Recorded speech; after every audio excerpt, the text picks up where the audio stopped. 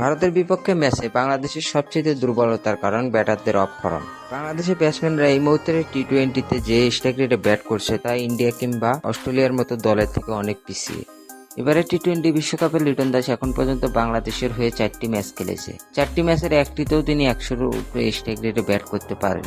বাংলাদেশের ওপেনারদের এমন দুর্বলতাকে ভালোভাবে কাজে লাগাচ্ছে অপোনেন্ট দলগুলো। যেখানে কিনা টি-20-তে পাওয়ার প্লেতে রান করাটা খুবই জরুরি, সেই জায়গায় যেন বারবারই ব্যর্থ হচ্ছে বাংলাদেশের ক্রিকেটাররা। একই অবস্থা বাংলাদেশের ক্যাপ্টেন নাজমুল শান্তরও। এবারে টি-20 বিশ্বকাপে ক্যাপ্টেন হিসেবে সবগুলো ম্যাচে খেলেছেন নাজমুল শান্ত, যেখানে কিনা অস্ট্রেলিয়ার বিপক্ষে ম্যাচ ছাড়া আর কোনো ম্যাচে 100-এর উপরে স্ট্রাইক রেটে ব্যাট করতে পারেনি বাংলাদেশের ক্যাপ্টেন নাজমুল শান্ত। এই সুযোগগুলোকে যেন বিপক্ষ দলগুলো বারবার কাজে লাগাচ্ছে, সেই জায়গায় অনেকটা পিছিয়ে পড়ছে বাংলাদেশ। ইন্ডিয়ার বিপক্ষে ম্যাচে স্ট্রাইক রেট মেইনটেইন করে খেলতে হবে বাংলাদেশকে, তা নাহলে অনেকটাই পিছিয়ে পড়বে বাংলাদেশ। এবারে টি-20 বিশ্বকাপে বাংলাদেশের হয়ে সবচেয়ে সফলতম ব্যাটসম্যানের নাম তৌহিদ হৃদয়। তিনি এবারে টি-20 বিশ্বকাপে এখন পর্যন্ত 140-এর উপরে স্ট্রাইক রেটে ব্যাট করেছেন।